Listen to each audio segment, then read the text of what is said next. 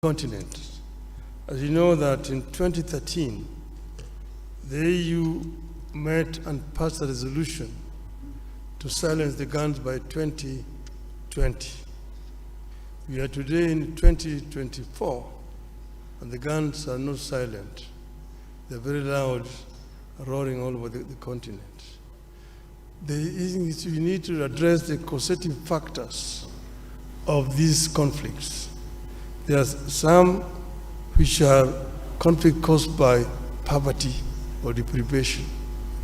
Some of them by conflict within the society, again, things like ethnicity and so on. Some of them are externally influenced or promoted. Some are religious and so on. So there's not a common factor. But what you need to do is to address the causative factors which could translate into these conflicts throughout the continent. And this is what I will do myself. First, as you know that our African countries are not at the same levels of development. Those which are more developed, like for example, in terms of governance, there are some areas where you have got exclusions of people, and as a result of this, some people move to use other means. We need to find a way of creating an environment for dialogue within our societies so that we can be able to prevent these differences, conflict ending up into violent confrontation between the various groups. We don't need to put a time span, but I'm sure that it is possible to end these conflicts and stop the guns by 2035, in my view. The other one is the issue of Africa's representation on the Security Council. This is something that has been long overdue. As you know, that the UN was formed at a time when most parts of Africa were colonies. And that's why the UN structure as today does not deal with the realities of the world today. And the situation where you have 5 countries sitting in the Security Council with veto powers, and Africa is not represented, a continent with 1.4 billion people, is not tenable and it's not accessible. And that's why I'm not going to talk about Africa's representation, but we're going to insist that Africa must get 2 permanent seats in the UN Security Council. This is only fair, because we are a continent of 55 sovereign nations. We cannot be excluded when Europe has got 3 permanent representations on the Security Council. Permanent representation with the veto powers is a must for Africa. And this I'm going to insist when I'm elected. If the heads of state of Africa sees fit that I should lead this, I will work together with all the leadership of the continent to ensure that the continent gets a fair treatment on the international scene. Thank you so much, Excellency. Candidate from Kenya. Et maintenant, mesdames et messieurs. And now, ladies and gentlemen, the response from His Excellency, the candidate from Djibouti, His Excellency Mahmoud Ali Yusuf. Silencing the Guns is a flagship program, one of the 15 that our leaders have endorsed years ago.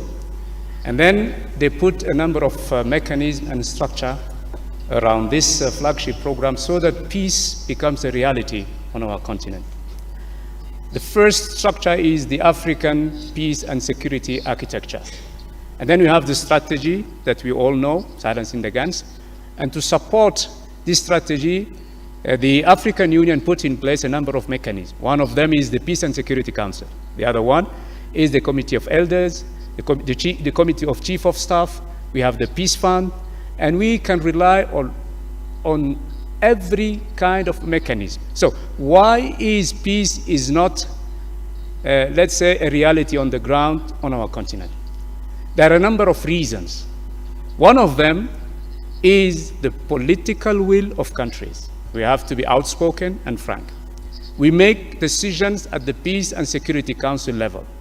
These decisions are not implemented. Our Peace and Security Council is not proactive. It is reacting to crises when they occur and happen. This has to change. And I'm sending a message to our member countries saying this has to change.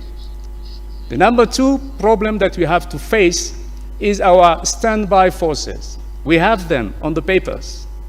Of course, sometimes we can mobilize them, but they lack resources. We are still relying on foreign partnership for our resources. Let me give you an example. AMISOM. Since 2007, ATMIS has been financed by the European Union and the United Nations, up to 2.7 billion euros. Now, financial resources are critical. Why should we have the money so that we can operate on crisis ground on the continent? Because without money, we cannot deploy our standby forces. Without money, even the committee of mediators cannot go and discuss with the stakeholders. They sometimes wait for the tickets, the per diems, days and days and days. It's very critical that the Peace Fund, in which we have $400 million, that the Commission and the PRC, get to the compromise situation where that money could be used for peace on the continent. So far, only the interest of the 400 millions are used. And I'm really shameful when I say, DRC have been given 1 million for peace, issues through this fund.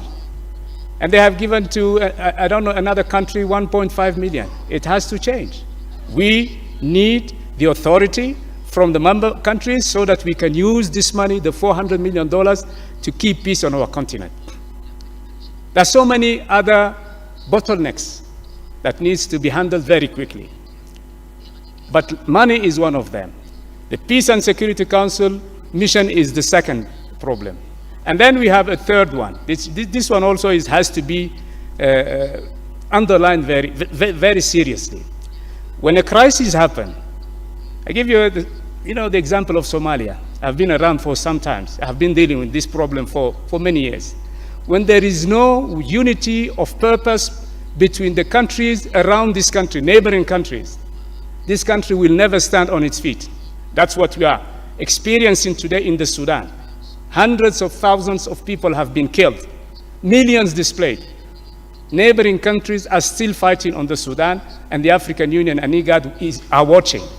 Sorry, sir, your time is up. Okay, sorry, because I can talk hours about this issue. No problem, sir. Thank you so much for your contribution.